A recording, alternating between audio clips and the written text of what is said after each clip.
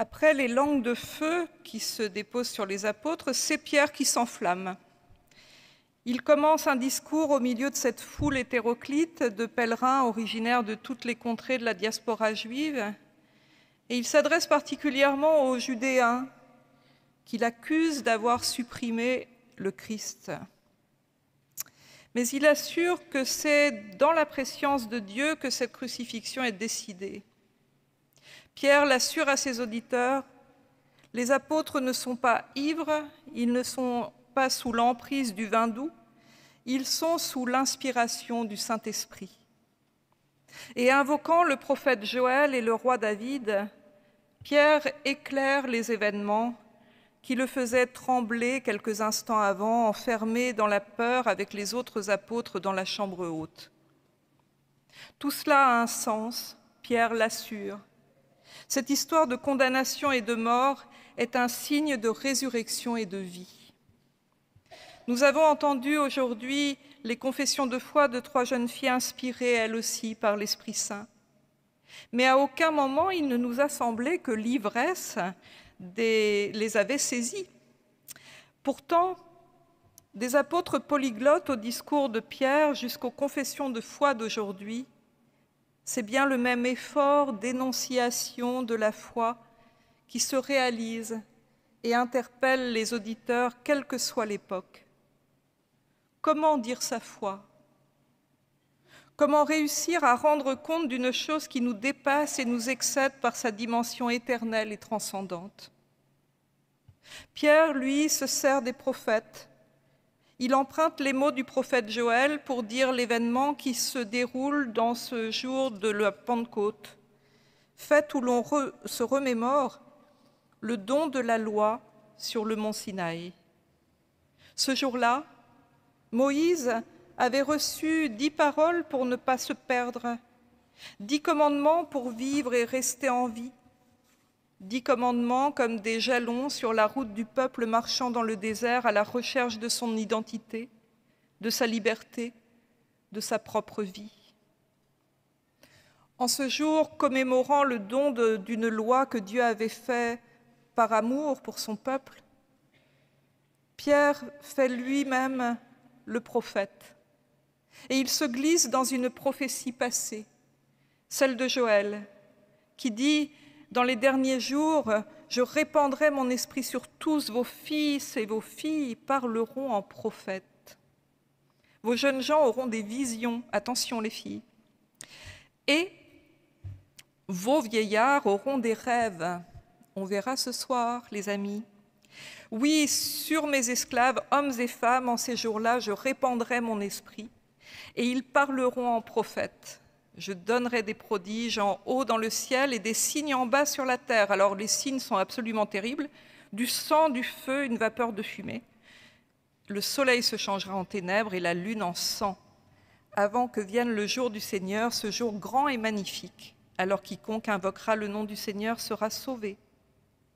Comme dans une vision d'Apocalypse, où les éléments se déchaînent, où le sang, la fumée, le feu et les ténèbres s'allient pour annoncer une révélation divine, un accomplissement, Joël parle d'un jour où la conversion au Dieu d'Israël est possible pour tous. C'est le Dieu de Jésus-Christ, celui qui ouvre grand la porte du salut. Car cette porte s'ouvre pour celles et ceux qui jusque-là n'avaient pas décidé de suivre le chemin offert par Dieu ou parfois avaient été refusés, avaient été chassés par les communautés de croyants qui ne voulaient pas d'eux. On retrouve dans la vision de Joël les phénomènes traditionnels associés au jour de dévoilement, aux apocalypses. La lune rousse, c'est ça la lune de sang. L'éclipse du soleil, les ténèbres qui viennent à la place du jour, et la foudre qui tombe du ciel, le feu qui parfois ravageait les récoltes. Le livre de Joël, qui est un petit livre, un petit prophète de la Bible, non pas par l'importance de son message, mais à cause de la taille du livre, très petit, ce livre est un récit de catastrophe agricole, dans lequel les criquets s'abattent sur tout le pays et ravagent tout sur leur passage. Comme les criquets de l'Apocalypse de Jean, les ravageurs du livre de Joël sont présentés comme étrangement le signe de la venue du jour du Seigneur. La famine sera si terrible qu'il sera temps de penser un autre monde, une autre époque, et de les recréer en accueillant les signes des temps. D'où l'importance de la transmission aux générations qui suivent l'événement. Vos fils et vos filles parleront en prophètes. Tout est sans dessus-dessous. Les jeunes gens font ce que les vieux prophètes font traditionnellement, et les vieillards rêvent comme des enfants. C'est le temps lui-même qui est perturbé, c'est le temps qui n'a plus les mêmes propriétés. Le livre de Joël est un livre de décréation et de recréation, si vous me permettez l'expression. Quand tout est dévasté, il faut tout recréer, autrement et avec un autre esprit, en tenant compte des enseignements que la catastrophe a fournis. Nous sommes témoins de cela chaque jour, dans notre monde, dans notre pays. Des gens d'un jour à l'autre, en quelques instants parfois perdent tout, et il faut qu'ils réinventent leur vie. Il faut aussi que chacun se demande ce qu'il fera demain pour prévoir ces fameuses catastrophes et vivre autrement peut-être la solidarité entre les humains. Pierre aussi a vécu une catastrophe. Son ami et maître, Jésus de Nazareth, a été crucifié. Et tout le beau chemin de conversion que les apôtres étaient en train de réaliser s'en est trouvé dévasté, annihilé en quelques heures. Pierre a le choix entre se cacher dans les ruines de son rêve de libération et transformer ce moment en une occasion de commencer quelque chose de nouveau. Avec ce discours, il choisit d'entrer dans un autre temps et il s'élance à la suite de son maître, dans un élan apocalyptique, vers une nouvelle foi dans laquelle les liens de la mort sont vaincus par la foi en un Dieu qui n'abandonne jamais son peuple. Comme les Hébreux qui, s'engageant vers la terre promise, craignaient ce que le voyage impliquait, Pierre vit sa propre libération et choisit d'avancer, avec Dieu constamment devant lui, comme le dit le psaume, comme la nuée précédait le peuple en marche vers lui-même. Pierre convoque alors les paroles du psaume 16 de David et raconte comment Dieu ne laisse pas ceux qui l'invoquent aux mains de la mort. Pierre redit sa confession de foi en un Dieu de la vie au-delà de la mort, de la vie plus forte que la mort, de la vie plus forte que tout ce qui pourrait nous décourager. Vos fils et vos filles parleront en prophètes, prévient le prophète Joël, pour identifier le jour du Seigneur, ce jour de bascule où il est possible de choisir la vie contre la mort et la fatalité. Aujourd'hui, nous avons entendu 3 prophétesses, et oui, vous avez annoncé la parole de Dieu, qui sont nos enfants, nos filles d'aujourd'hui, qui vivent dans ce monde et se tournent vers Dieu, à l'exemple de Jésus, pour trouver le soutien et l'espoir dont elles ont besoin pour créer leur propre vie avec toutes celles et ceux qui les entourent, mais aussi pour créer notre monde d'aujourd'hui et de demain. Le langage apocalyptique de Joël que Pierre emploie pour émettre un jugement sur ceux qui ont crucifié Jésus ou sur ceux qu'il appelle les sans-lois a de quoi rebuter à la première lecture, j'en conviens. Mais comment ne pas être excessif quand les événements sont eux-mêmes insupportables? Il faut imaginer dans quel état d'esprit est cet apôtre. Pierre transforme sa peine et sa colère d'avoir vu son ami mourir dans une atmosphère d'intense iniquité en une volonté de vivre autre chose et de faire voler en éclats les règles du passé qui ont servi à condamner Jésus.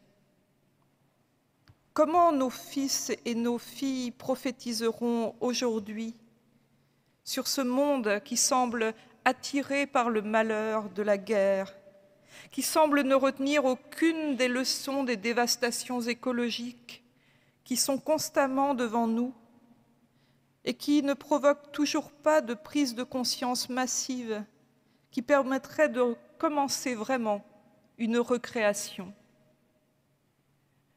Les apocalypses et les psaumes ne servent pas à faire croire à la puissance incroyable de Dieu et à son jugement dernier sur nos vies, non. Si nous les lisons littéralement, alors nous perdons de vue de ce qu'elles sont venues annoncer. Les paroles apocalyptiques que nous retrouvons dans la bouche de Pierre en ce jour de Pentecôte sont des paroles d'un profond espoir dans une autre vie possible. Elles créent un point de bascule autour duquel le sens de nos existences se construit, s'articule et dit notre vocation d'humain sur cette terre. Que sommes-nous venus faire ici? Quel est le sens de notre existence? Est-ce qu'il y a un Dieu qui est avec nous dans cette aventure? Et si oui, alors, qu'est-ce que cela change vraiment pour nous? Comment nous comporter avec lui et avec ceux qu'il met sur notre route? Sommes-nous venus sur cette terre pour la coloniser, la consommer, la laisser en ruine après notre passage? Sommes-nous comme ces criquets du livre de Joël qui mangent les récoltes et s'en vont plus loin dévaster d'autres champs, d'autres paysages, d'autres créations humaines et finir leur vie sans avoir rien fait d'autre que consommer ce qu'ils trouvaient sur leur passage? Aujourd'hui, la génération des jeunes filles qui sont là a besoin de savoir que nous sommes prêts à réformer nos agissements, à réfléchir au sens de nos actions, à tendre vers la recréation plutôt que vers la destruction.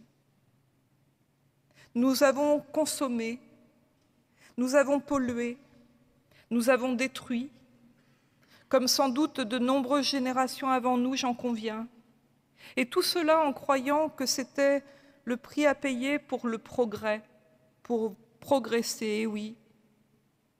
Aujourd'hui, nous constatons d'énormes progrès dans de nombreux secteurs de notre société, et c'est heureux. Mais ces progrès sont constamment compromis par des soifs de profit à court terme et qui déclenchent des destructions et des violences qu'elles font vivre à nos contemporains sur notre terre. Il faut de saintes colères, comme celle de Pierre devant les Judéens, comme celle du prophète Joël devant son peuple, pour que le point de bascule soit atteint dans nos têtes et nos cœurs. Une colère constructive qui refuse la fatalité et qui prend en main un changement salutaire. Nous avons le courage de cette colère, vraiment? L'avons-nous? D'autres colères moins saintes, celles-ci, réapparaissent dans notre société et font émerger des pensées violentes et je dirais même fascistes qu'il ne faut pas négliger. Et c'est notre façon d'y faire face et d'assumer nos responsabilités qui fera toute la différence. Ne les laissons pas gagner du terrain dans les consciences par paresse ou par résignation. Vos fils et vos filles parleront en prophètes. Vos jeunes gens auront des visions et vos vieillards auront des rêves. Nous autres vieillards, par rapport à ces trois jeunes filles, installés dans cette vie depuis plus longtemps, nous sommes responsables de nos rêves, des rêves qui porteront les espoirs de nos fils et de nos filles. Si nous ne rêvons pas avec eux, ce sont eux qui ne rêveront pas du tout. Rêvons demain avec force et courage.